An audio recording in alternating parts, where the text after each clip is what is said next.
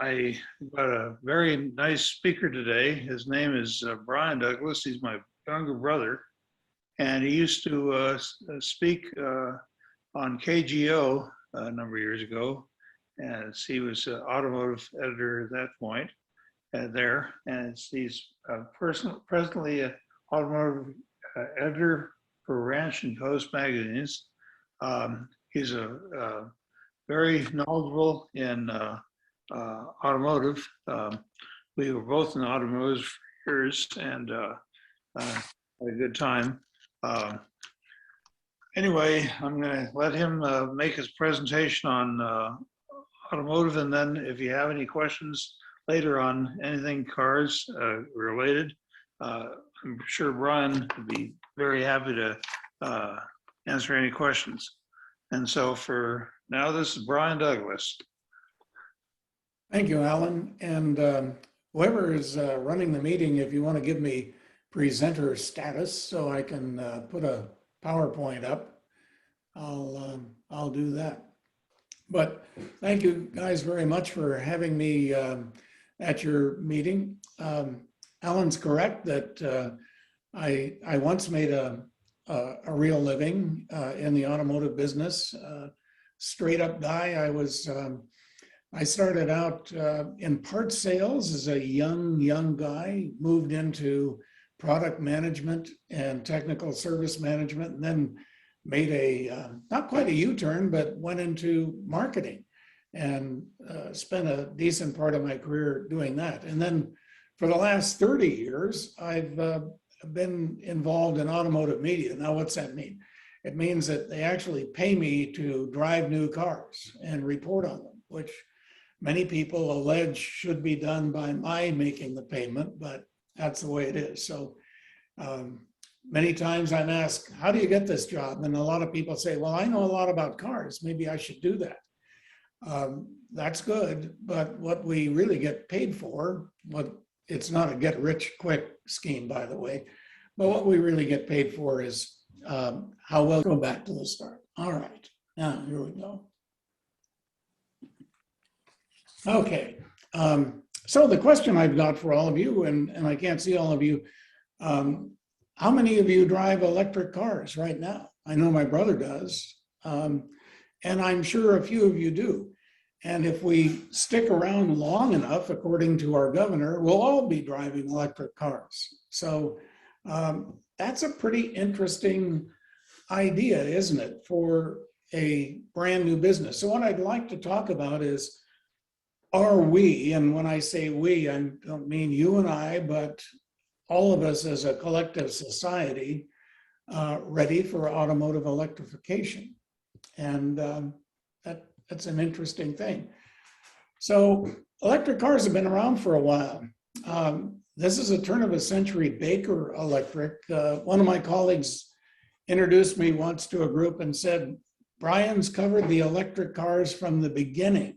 Now, I know I'm old, but I have judged these cars at a Concours, but I really didn't review the 1911 Baker Electric.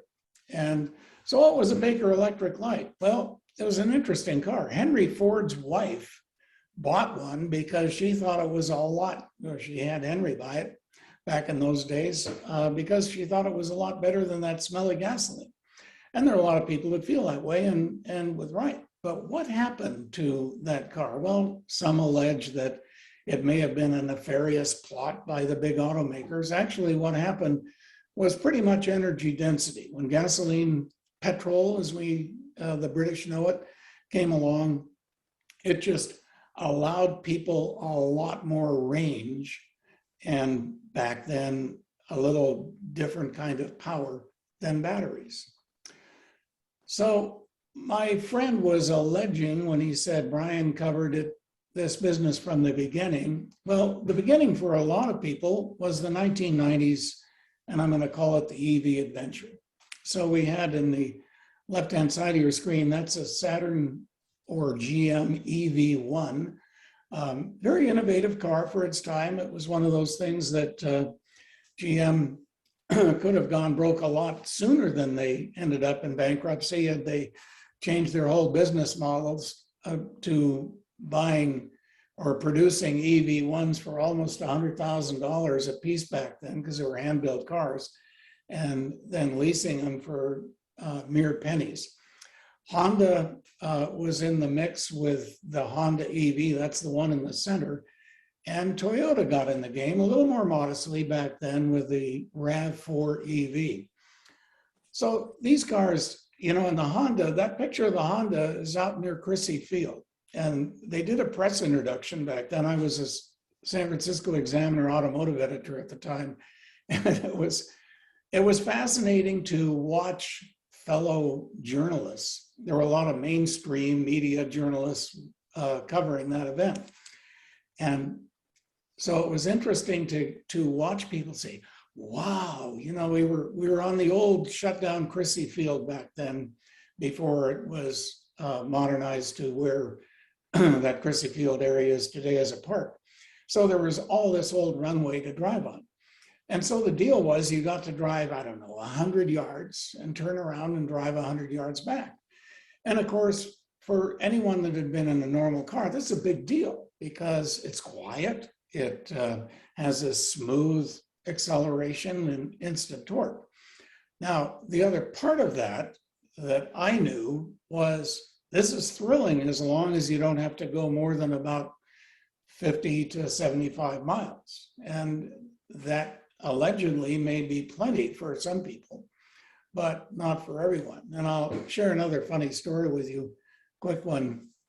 At the Examiner, one of our desk editors wanted to, regular journalist, wanted to drive the EV1 home and then back to the plant. She lived in Oakland and she was going to do a consumer review of the car, other than that professional review that the automotive editor might add. So I said, sure. So I had, at our plant in San Francisco, I had the electrician set up a charging station because he had to. They were all very specific then. And so when she got back, she could have a fully charged car when she left. And mathematically, she could make it to her place in Oakland and then turn around and come back to work.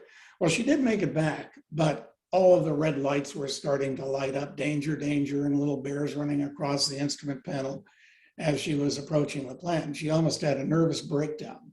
But that's the way it was in those first EVs. They were very range limiting. So styling was interesting too. When I had the EV1, we were living in Redwood City at the time, and I went down to Safeway, and I actually had someone to go to the trouble of putting a note on the windshield, under the windshield wiper. That's the ugliest car I've ever seen. That's what his note said. And I thought, wow, he must have really been impressed with the homeliness of this car to go through the trouble of getting a notepad and a pen and writing it and putting it under the wiper. But it was designed obviously for the maximum amount of a low CD, as we call it, coefficient of drag. And it was down in the low 20s. And there are some production cars now, electric and otherwise, that can do that number without quite looking as designed in a wind tunnel. The other thing that happened back then was there wasn't a standard for charging. So everyone had their own charging scheme. This was General Motors. It used an inductive lead. So you can see a little port in the nose of the EV1 and that paddle the guy was holding. You poke it in there. So there were no wires. It was inductive charging. And it's an interesting concept. You can't do as much, as quick a charging with that as you could with today's plugs. So today we have what I'm going to call is almost a world standard. On your left is a SAE, Society of Automotive Engineers, and it's also an internationally recognized level 2 charging plug. Now, level 2 is what I use at home. It's what is typically available as a charger. and it plugs into that plug. I took that picture of the car I'm driving, a Polestar, this morning, so you can see that's the receptacle side where the fuel door might be. And then over on the bottom right, Tesla. So Tesla is the outlier. And the reason they're the outlier is they can use an SAE plug with an adapter to charge a Tesla. But when Elon developed his first Model S and even the Roadster, he wanted his own supercharging stations because there was no infrastructure really at the time, very little infrastructure. And we'll talk about that in a minute because there still isn't a lot. So I cannot take my Polestar to a Tesla supercharger and plug it in. Why? It won't work. So it's kind of unfair. Those guys get to plug into other chargers, but we can't do the opposite. And then there's a thing called fast charging. And that same Polestar, now I've taken the cap off on the left-hand side, and the new recognized fast charger will plug in, and it uses a combination of the top and you see two big pins at the bottom. Now, when we say fast charging, this is 400 to 900 volt DC chargers that will charge a car that would normally take 7 hours on a level 2 charger, about 40 minutes. So that's a big jump of juice. On the right, you see a little outlier there, and that's the Nissan Leaf. Nissan Leaf had fast charging before there was a standard. So even on the current Leaf, although the Leaf goes away after this year, you can see the lady on the right, that's a fast charger, pretty much fits the Leaf, and that's about it. There are one or two other cars that, early cars that would take this. And so the Leaf with its little door open has a normal level 2 charger next to its fast charger. Now, there's a little controversy still in the industry about fast charging. When you fast charge a car, it's really putting a lot of pressure on the battery pack. And the battery pack's a big, expensive part of that car, obviously. So there are some people who still feel that if you do a lot of fast charging, and fast charging would be, say, driving here to Los Angeles, you're probably going to stop once, or depending on what you drive, here to Tahoe. So the good news is you can pull in and fast charge your car. The bad news is if you do it too much with some cars, you may shorten the battery life. And that's a really unhappy event when you own electric vehicles, because if you have to buy a new battery for even a reasonably priced car, it might cost $18,000 to $20,000. Fast and easy fill up, that's what they sell you. Now, I love this. I just got this the other day from the folks at Electrify America. That was a PR release. And they happened to be doing a part on winter charging. And I had to laugh because Kathleen and I were just back in New Jersey, and I had a Nissan Leaf, as a matter of fact, and I used a fast charger. Now, the fast charger, as you can see, this lady handling it, this isn't, it looks kind of like a gas hose, but that's a great big copper wound cable inside that hose. And so in great conditions, it isn't light. I'll share something with you. At one point when I charged the Nissan Leaf, it was 17 degrees Fahrenheit outside. When you grab that sucker at 17 degrees, you feel like Crocodile Dundee has just grabbed an alligator. I haven't done that, by the way, because they have teeth and they can bite back. But I can tell you that the petite lady grabbing that EV hose would be all she could handle to get that thing at 17 degrees Fahrenheit around and plug it into the car. So it's a challenge. And then there's a small print, and this went along with the the PR release, and that is it does take longer to charge a car at low temperature, yes, and cars may not operate with as much range as low temperatures too. So it's an interesting business. And then there's this thing about range. We're getting a lot better with that. We'll talk about a new car that's just come along right here in the Bay Area that has an amazing range. But we do not have yet the infrastructure that we do in gasoline. Now, many of you remember, as Alan and I do, when we were kids, you know, you'd get a couple of bucks worth of gas, and because you were kids and not very smart, you'd run out of gas once in a while. I ran out of gas actually as an adult in a brand new Volkswagen little Rabbit, not a Rabbit, it was a new Beetle. And I was with my mother-in-law and my wife, and we're driving back from breakfast in Woodside when we lived in Redwood City. And the gas gauge was defective.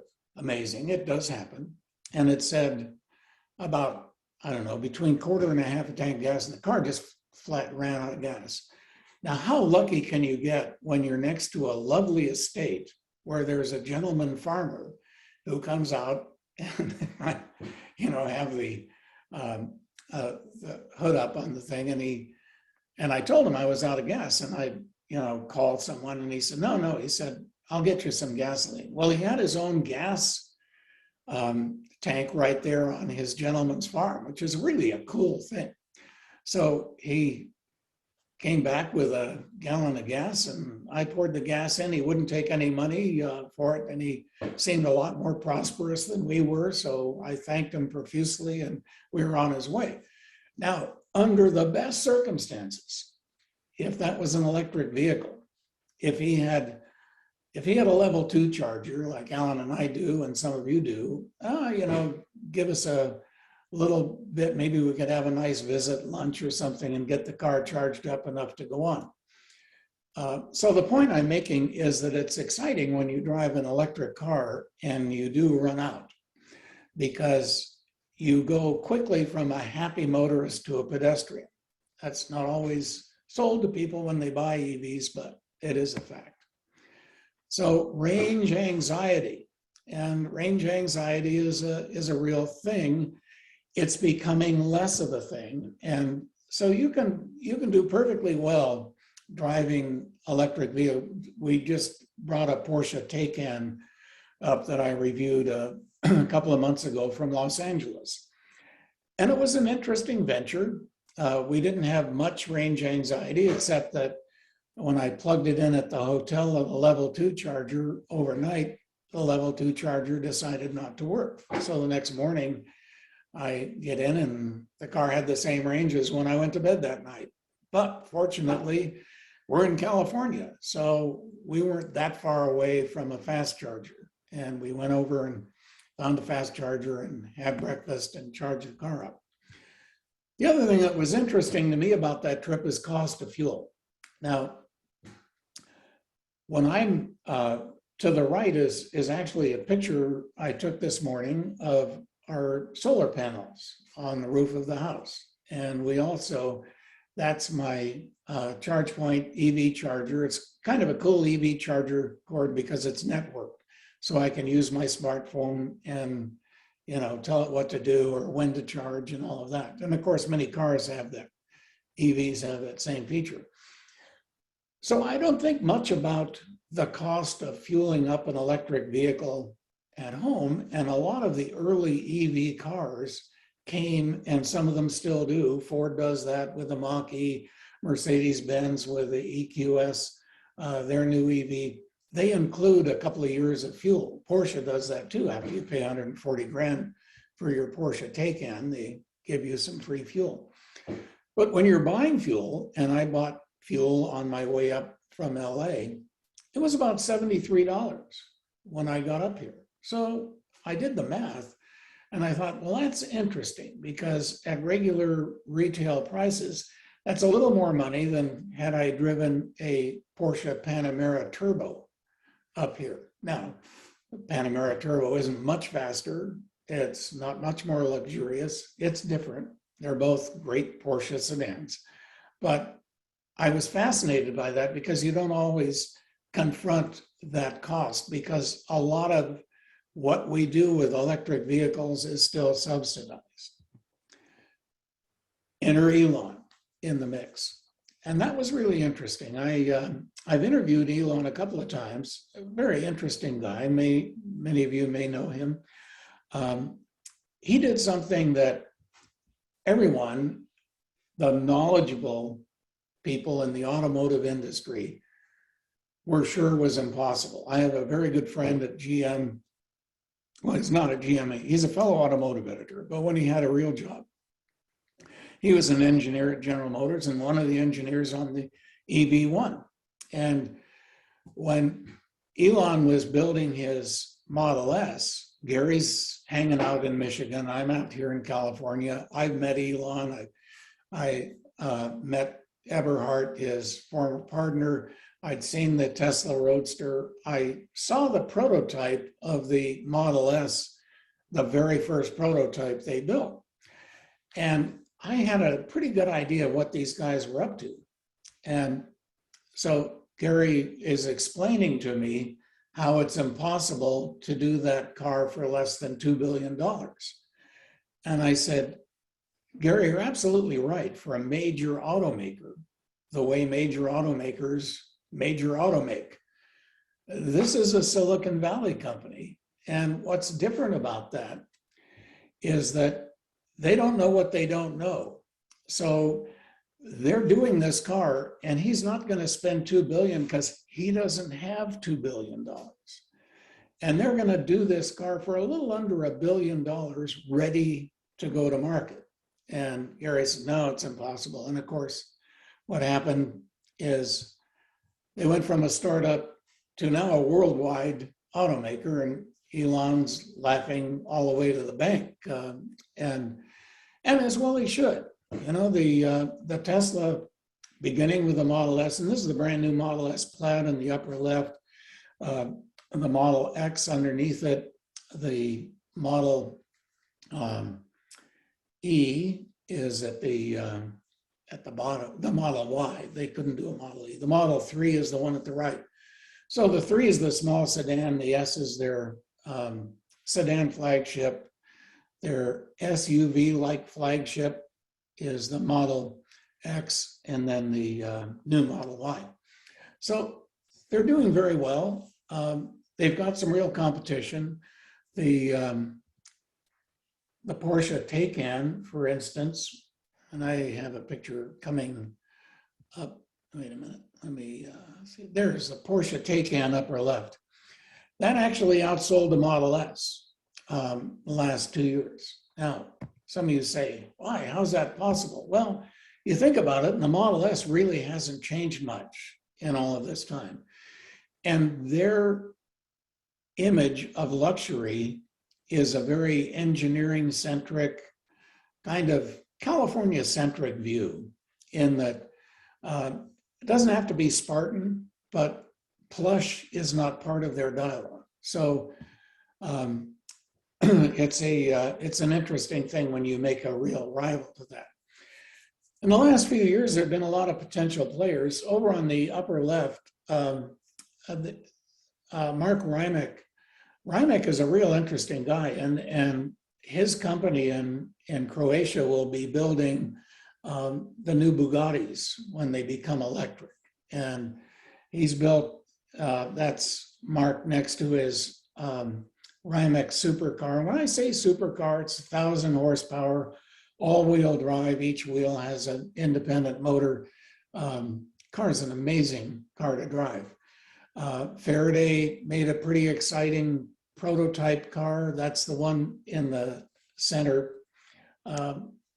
Over on the upper right, not a very good picture of those two cars, but those are cars made in Vietnam, and they're going to be sold in California. A very interesting model. In fact, California will be their only market to start with. But their business plan, I think, is novel. They make a pretty good EV from what I've seen. And, you know, it's going to be very fairly priced. And there are a couple of 100,000 Vietnamese living in California. So they have a pretty good idea that, hey, we're not the same country you left. Here's an interesting car from, you know, the old country, and they think they'll get a jump on the market doing that. Down the lower left, that's Nissan Zavaya. That's their upcoming crossover electric vehicle, and it should have a normal charging port in it. In the middle is Fisker. Fisker made an interesting hybrid car. This is Hendrick's pure electric. The biggest problem Fisker has to overcome is he's kind of like Preston Tucker was back in the 40s, and that is, he had some dealers. One, a friend of mine, helped launch his car, and then he didn't have a very good car at the time. Great looking car. Fisker is a former Aston Martin designer, but he's making another comeback with his new car. And I can barely see what's over on the right, but I think that's the maybe the Hyundai or the Kia. No, here we go. These are all cars you can buy. So Porsche Taycan. In the middle is the Chevy Bolt, B-O-L-T. It's a perfectly good car except for the naming strategy. The Bolt may have been fine if they didn't do V-Volt. So now you have two models of cars. The V-Volt is going away, but it was like, come on, guys, really? Did you do this in a coffee meeting, or did you think about it?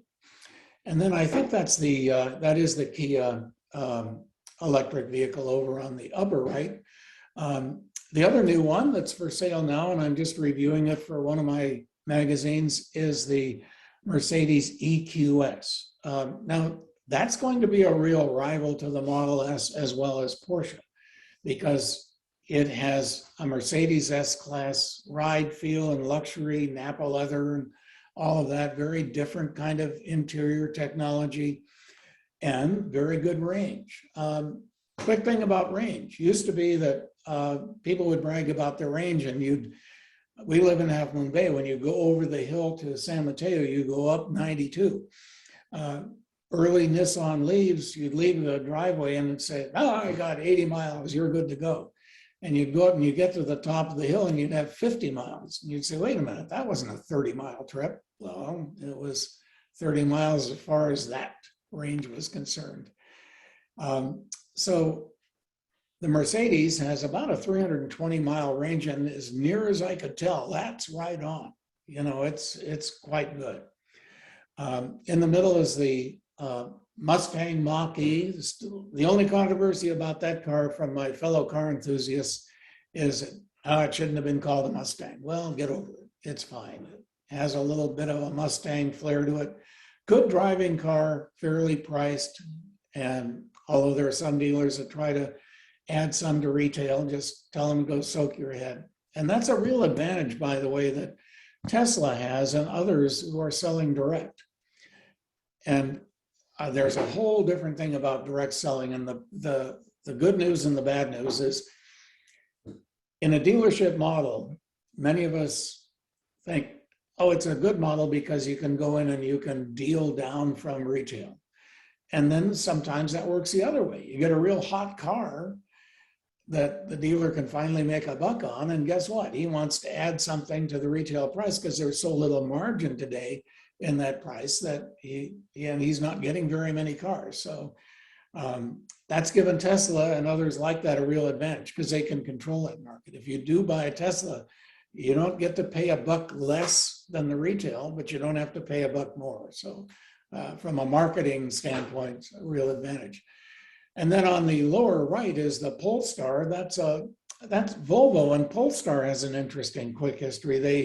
They were the racing group of, just like the M for BMW and AMG for Mercedes, part of Volvo. But Volvo was acquired by Geely, a Chinese company.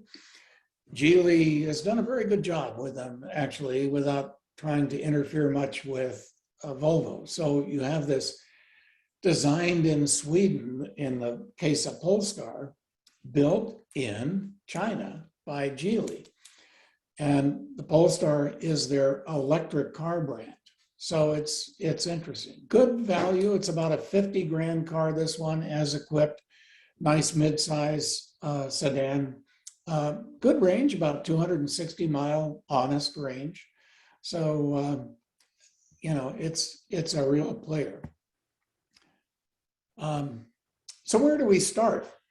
So we have all of these electric cars available, and the techie part of Brian says that, all right, if someone came to me and I was king of California or governor, and they said, we should have electric vehicles. In fact, our whole car fleet should be electric vehicles. And they'd say, what would you do to make that happen? I'd say, well, I think the first thing I'd like to do is make sure we have electricity for everyone. That's a really good place to start. Without electricity, it's a little tough to plug in someplace. And even if you have solar panels, unless you have a battery backup system, you're kind of out of luck. So when we've had some blackouts here, and we haven't had that much, knock on wood, but it's actually funny, because I think that I sometimes feel I'm the only one in Ocean Colony that does not have a Tesla.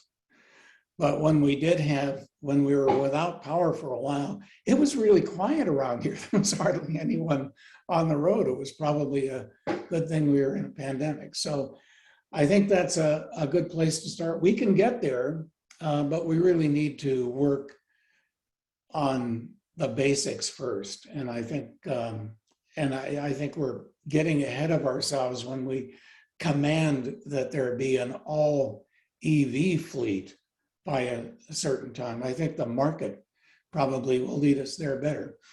Another thing is obviously the other part of infrastructure. And a couple of years ago, I was talking to a colleague who is an analyst for the business. So she's the one that's managing billions of dollars of people's money to make bets on Wall Street. So she has to know a lot about cars.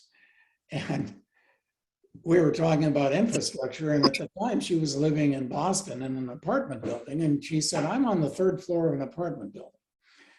And she said, what do I do with an electric vehicle? Because there's no place around here to plug in. She said, I suppose I could throw a 80-foot extension cord out the window and plug it in, and maybe plug my charger in, and then I'd get down there in the morning and I'd find out a street person had connected his heater and sold my charging cord, for food. But, she brought up a very good point, and it's a very, very tough logistics thing.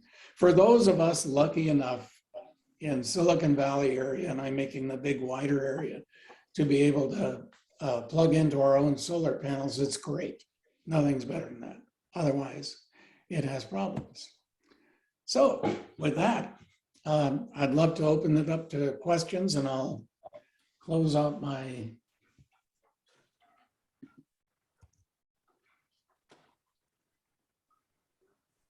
and get back to my Zoom. Close your window, Brian. Yep. Go to the top. There you go. You got it. All right. Hi, Brian. Bruce Hi, here. Bruce. I've been reading about the Fisker SUV. He's Yes. claiming 560-mile range. Is that accurate? Believable? Here's what's accurate and what's believable. I don't know what happened to my slide of the new Lucid. The Lucid with their larger battery and the Dream Edition are the first ones they're selling, is the only one that I'm aware of that has more than 500-mile range. The Plaid may have one model, the Tesla Model S Plaid, that has that range. The problem with the Fisker Ocean is the model. I don't know if it has that range. You don't know if it does, because I look at concept cars after covering this business for 3 decades. You can say anything you want about a concept car. You can say it's 12,000 horsepower and, gets 800 miles per gallon. Who's to tell you you're wrong until it goes through an EPA test? So once you've done that, then tell me about your range. Otherwise, not so interested. And so the only one that I'm really aware of that actually has that range and remarkable performance is the new Lucid. And that's made in Arizona and designed right here in Fremont, California. And it appears to be affordable at the $60,000 to $70,000 range. Is that correct? Not for that range. Yeah, and I think that if you go on the website and look it over, it's and those models are coming. It's still, I mean, their lowest range car is still way over 300. So it's actually very good, and they do have a little more advanced battery system and motor drive than the rest of the industry right now. So and Peter Rawlinson, the CEO of Lucid, was the chief engineer for Elon on the Model S. And Yeah. Peter's a great guy. He's actually, the way he came to Tesla was he was a senior engineer at Lotus. And the first of Tesla's car was a little Roadster. And the Roadster used a Lotus body and put their own electronics in it. So they already had that relationship. And Peter was good for Elon because Peter was a Lotus guy, so he was used to building everything very light. That's been Lotus's mantra with their sports cars.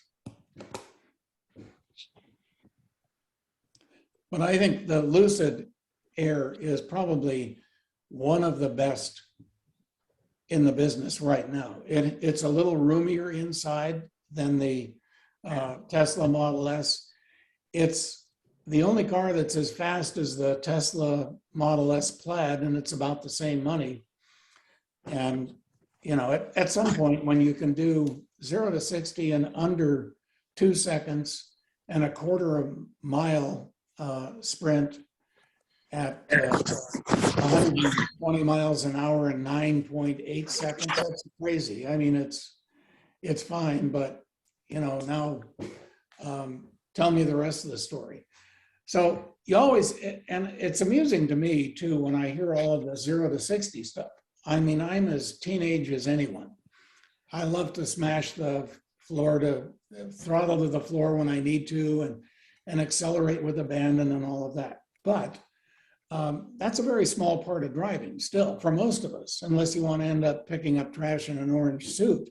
You know, most of us want cars to have reasonably good performance.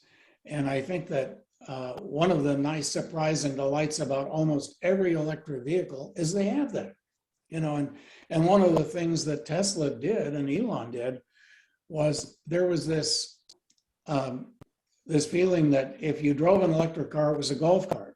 So most of us have driven a golf cart. It's fine for golf, not very amusing on the road. So some of the very early electrics were kind of in that category, or they looked like a science kit. And so the new cars coming along are really quite good that way. And even the very early cars that weren't super high performance, when I did a walk around for the Examiner staff years ago, back in 90, whatever it was, with the GM EV1. In fact, I think it was the first prototype EV1 that had lead acid batteries before they went to nickel metal hydride batteries. And we were in the sorting room of the newspaper, and it had a nice polished concrete floor. It may have had an epoxy coating or whatever. But I had the car in the middle, you know, and had I don't know, 50 people around, and I'm giving a little walk around with the car. And so someone said, well, you know, the only problem with that is they're a snail. And I said, no, they're not a snail. Well, I've heard that they're really not fast. And I said, well, let me show you something. So I got in the little EV1, put it in gear being the non-operative word, and I floored it, and I peeled rubber across the concrete. I only did that for about 8 feet and hit the brakes. And everyone loved it. You know who didn't like it? Was our custodian. Boy, did he give me an earful after that. He said, what the hell were you thinking about? Sorry. But it did impress everyone that this wasn't necessarily a slug. So, Brian, this is Horace Hines. What happens with all the infrastructure that's built up for gasoline cars with starter motors and spark plugs and alternators, distributor caps, and the like? Well, I think it's going to be the same thing as feeding horses when we had cars come along. And it's not going to go away, and it's not going to go away suddenly. But I think that there are some pretty interesting transitions that are happening now. Share another funny story with you. I can't remember which, you drive so many cars, you don't, which car was that? And of course, my age, you forget your brother's name. No, I don't. I always remember Alan's name. But I was looking for a fast charger, and I was in a car that had that capability down in San Jose. And so Apple Maps had said it's right at the corner of whatever, Saratoga and some other street. And I was there, and I'm looking all over the place for this charger. And the only thing I could see was a gas station. The gas station on the outer island. Oh, I know what was I in? All right, great. On the outer island, the gas station had 2 gas pumps, and in the middle, EV fast charger. Pretty cool. So I think that's a very smart way to do this infrastructure over time.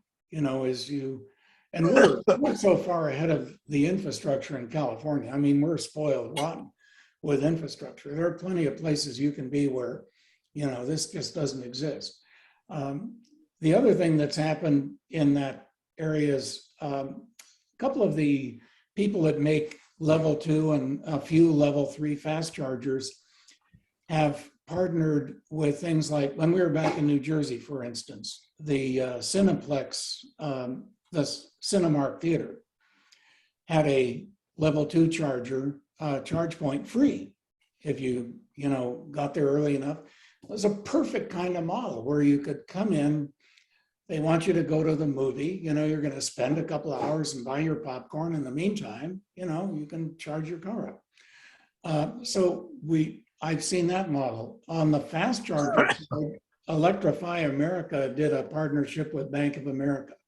So here in Half Moon Bay, our Bank of America branch has three or four big fast chargers from Electrify America. And then in another shopping center over on the other side of town, EVgo, who also does fast chargers, has a couple of their units there. So just in a little burg of Half Moon Bay with our 12,000 population, we must have half a dozen level 3. And those are like $250,000 minimum to install. And that's assuming that you've got enough transformer to run them. Because if you don't, PG&E will be happy to oblige by installing another transformer, maybe if they don't have to put another pole in place to give you that kind of electrical energy.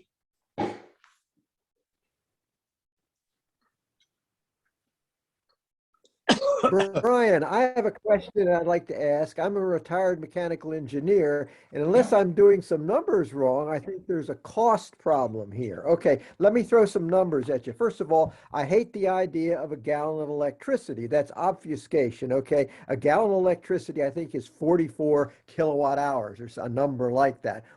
So really what they ought to quote is how many miles do you get per kilowatt hour, not how many miles per fictitious gallon of electricity. So they quote about 100, let's say 90 to 100. Okay, so if it's 44, we're getting somewhere between 2 to 2.5 miles per kilowatt hour.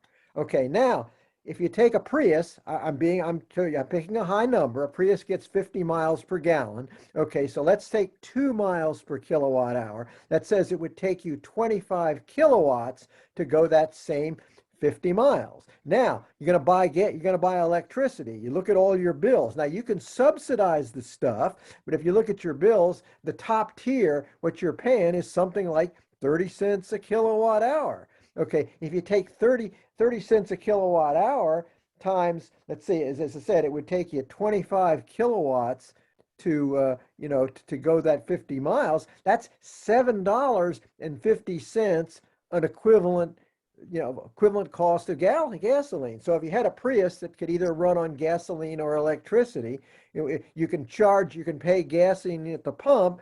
It's pushing now $4 or $5 a gallon, but it would be $7.50. Now, looking at your numbers, you said it costs $73 to go from Southern California to Northern California in electricity. I think that Yeah. was the quote. That's what it cost Okay. me for that trip. Okay. Okay. Well, that's like 400 miles. Divide by 50. That's 850 miles. Okay. 8 times 9 is 72. So now that says it costs you $9 for every 50 miles you drove for electricity.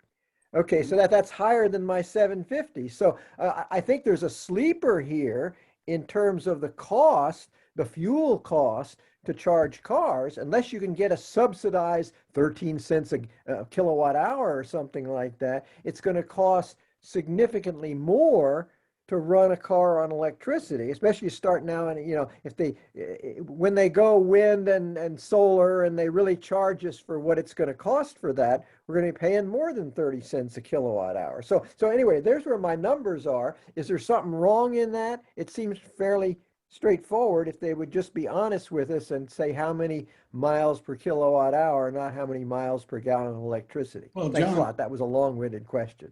No, John, you're absolutely, the only thing that you're missing is that you're not a politician, because politicians don't worry about facts. We don't get electricity we get electricity from unicorns. It's magic. So we don't have to worry about that. And I'll give you another, as a fellow techie guy, interesting thing that as I'm writing yesterday, reviewing the EQS Mercedes. And when I pulled up comparisons, and it's a fun thing to do. You can use Edmunds or Kelley Blue Book or whatever, and you pick a car and then you pick, a few others to compare it with. And they kind of bury these search engines, but if you look for compare cars, you'll find them.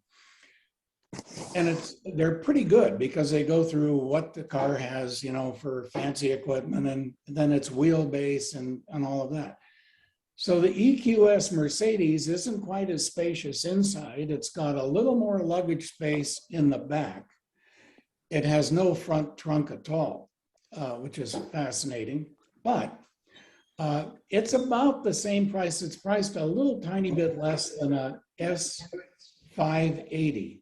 Their big car, okay, Mercedes S-Class.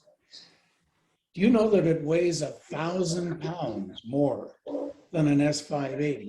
1,000 pounds. That's a lot of weight, so that's interesting. The other part that's interesting, doesn't get talked about a lot, is that the magic number we're supposed to get to in battery cost was about $100 per kilowatt. Get down to that number, and then it could be roughly comparable to gasoline cars. But you brought up a very good point, and that is there are some excellent hybrids out there now, and they could be even better. I mean, I'll give you an example of that is Ford has a very good, everyone's excited about their new F-150 Lightning pickup, Superior EV. They also have a hybrid F-150.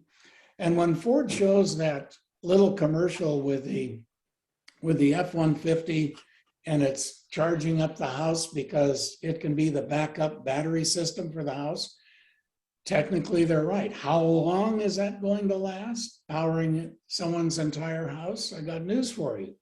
The better method, much better, would be the product they're not making now, but they could if we didn't have politicians designing cars, would be an F-150 with a small turbo diesel 4-cylinder engine and an electric hybrid system with batteries. Now that would be a car that could do it all. It could run in sub-zero temperatures. If you had that scenario with like a 20-gallon gas tank, diesel tank, you could probably power your house for 4 days with that thing parked out there. So, you know, and you could have, you know, I remember the last diesel car when before they were vilified and VW did their marvelous thing. I got in a VW and looked at the range, and it was 730-mile range when I got in the filled up car.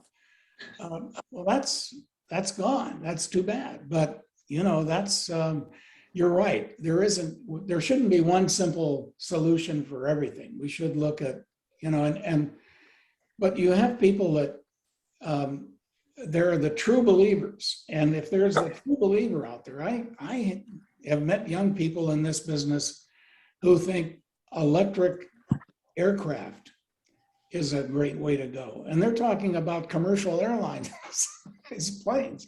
And I don't know where that technology is going to arrive from, but I will say that for big drone taxis, absolutely makes perfect sense to me. You know, and they're going to maybe have a range of 150 miles. And there's some of those in good prototype form right now that work fine.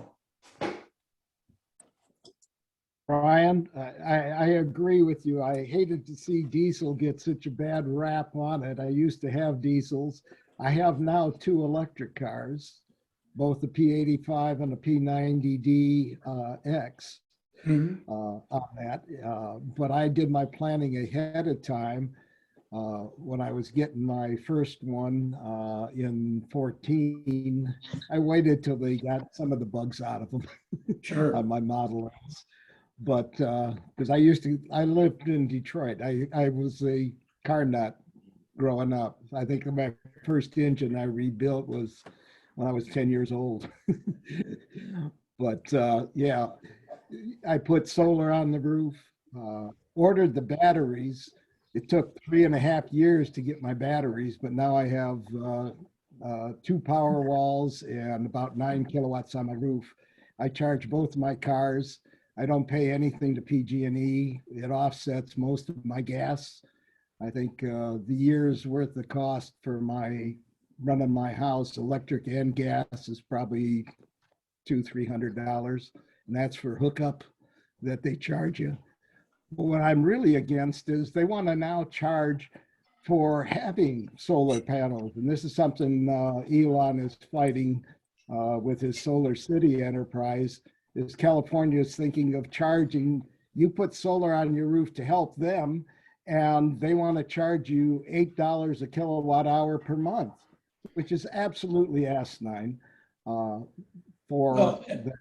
what we don't have is an intelligent grid, because with the right That's kind true. of grid, you know, you'd have a utility as a partner, really, in that. Yes. And so you develop a new neighborhood, and maybe every house in there could be solar, and you'd have you imagine if you did that kind of thing in a place like Paradise, California, instead of running, you know, lines to them. That's the kind of thing we need. Without that, right now you have this crazy situation where PG&E actually has to pay some of the other utilities to take electricity in various times a day. It's just crazy the way it's working now. So that's where I started with a bear with a flashlight. You know, you have to get to the right place. Exactly, because, you know, Elon has tried to offer California before he moved out of the state to help work the grid. And in fact, he has a proposal into them. I don't know where that is now with our Sacramento folks, but I know when I got my first Tesla, I was the only one in the neighborhood. Now I could say every 3rd or 4th house down here has got one. Yep. You know, it's once Model 3 hit and started producing, it became very popular. You can't go pull up to a stoplight here in South Bay without seeing 2 or 3 at that stoplight with you. No, you're absolutely right. And while we were driving the Porsche up here, when we stopped in just north of Santa Barbara at a big shopping center, and I found a EVgo charger, and after having to call them to make sure it worked and all of that, and I got it plugged in, we walked over to, I had plotted the trip so we could be someplace to have lunch. And we walked over to have lunch, and there's like 12 superchargers, Tesla superchargers. And there are 12 Teslas parked there and a couple waiting. So that's interesting. That was the population. And I was all by my little lonesome over at my EV Go charger. So yeah, you're right. Yeah, yeah, that's the one thing that I know when I was driving between Northern and Southern California, we always used to stop at Harris Ranch. And that was one of the first places that Tesla put in their superchargers, which was convenient because we'd stop there, have a lunch, charge it up, and go down to LA. But now California, you can get anywhere with that. I was up in Tahoe a couple weeks ago and that, but I can go cross country now without. Yeah, and The only thing you have to worry about is to make sure that you have a reservation or one's open, Yes. Well, what's nice, and Tesla has done this, and in fact, that's why I went with Tesla, because I could see they were doing the infrastructure. As you said earlier in your presentation, infrastructure is everything.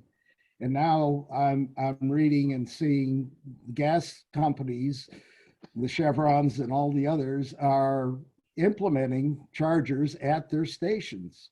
Yep. So that's happening not just here in California, but all across the states. Yep. So that's good. Larry, can we open it up to questions? It is open.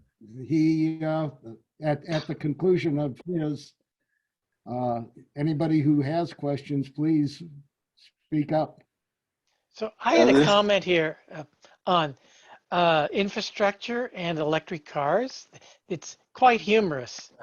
I had a coworker buy a Model S Tesla a couple years ago and put in a fast charger in his home, got all the permits, all the contractors, got all the work done. And after everything had been certified, he plugged his Tesla in for the very first time. And the entire neighborhood went dark when the transformer for the neighborhood blew up. The problem was this was considered a farmland originally, so it was powered for small houses with just lights and a TV and a refrigerator at best. One Tesla Model S took out the entire neighborhood transformer, and it was a week before they could ship a larger replacement transformer in to get the lights back on for the entire neighborhood. This is illustrative of the battle that we are facing with the electric infrastructure. Absolutely. Well, and there's another part of that you don't think about until you put a EV charger in your home. Now we have a nice house that was built in 1986, and it's a single story, 2,000 square foot residence, and it has exactly 100 amps of service. All our utilities are underground here, and so it's not very easy to add service. I mean, you can always add service if you write a big enough check, but when I put the charger in, you're doing your math. Well, let's see. Wow, we're using about 70 amps. So I guess I'm not going to do an 80 amp charger. That's out of the picture. What I did was interesting. When I had our electrician put in the breaker, we put in a 30 amp breaker. So now we're using 100%. The software is pretty sophisticated at ChargePoint. So it looked at all of this and said, oh, you've got a 40 amp charger. I thought, huh, what? And it made that assumption. Now, the only good thing is it's got its own nice circuit. So worst thing that happens, it trips a breaker. But the problem I had before was when I'd borrow an EV that had a great thirst for energy, and I'd take the EV charging cord from the car and I'd adapt it to 220 and I'd plug it in where my dryer was. That was fine for 220. That's a 15 amp dryer circuit.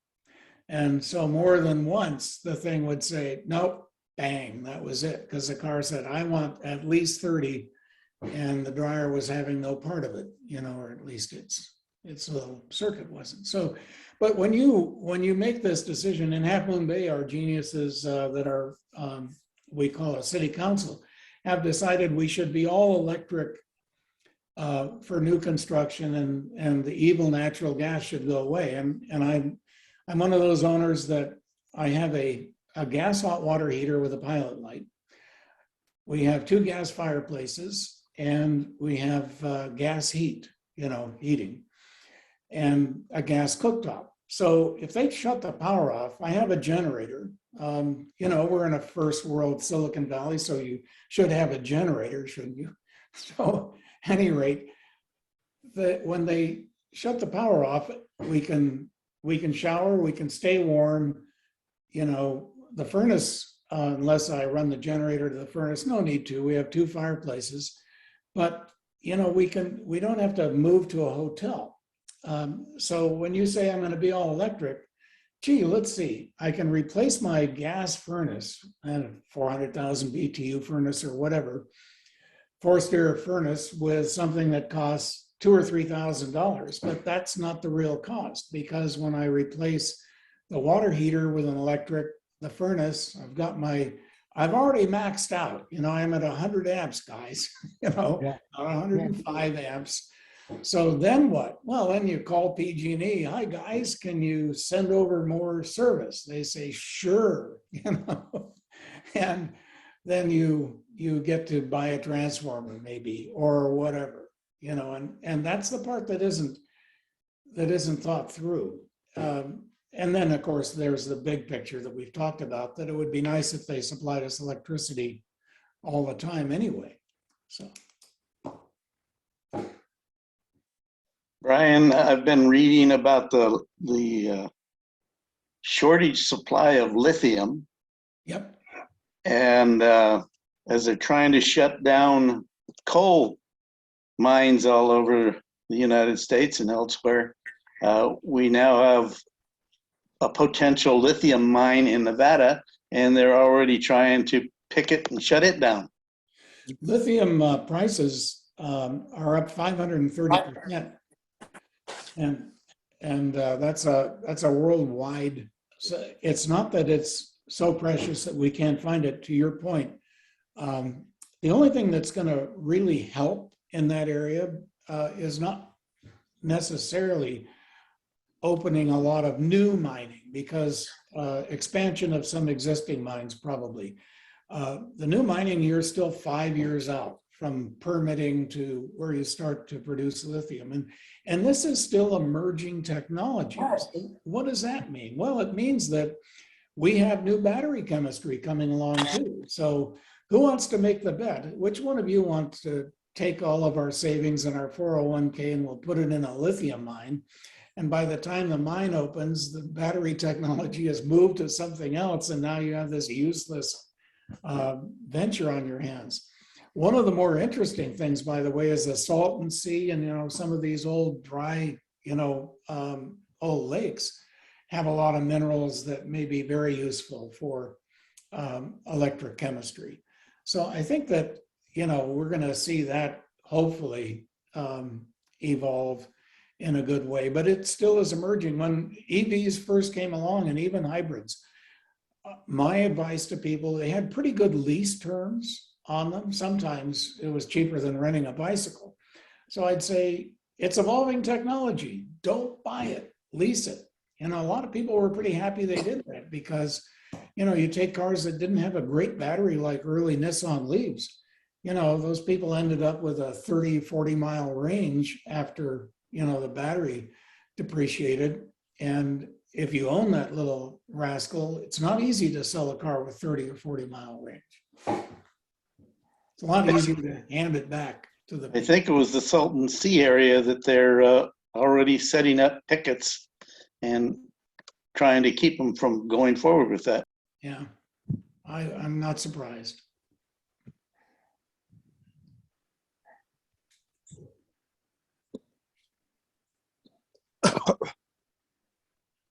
Any other questions? Well, I really appreciate your time, guys. I hope this was a little bit informative and fun talking to a great group of people. Hey, Brian, thank you very much. Yes, Yep. thank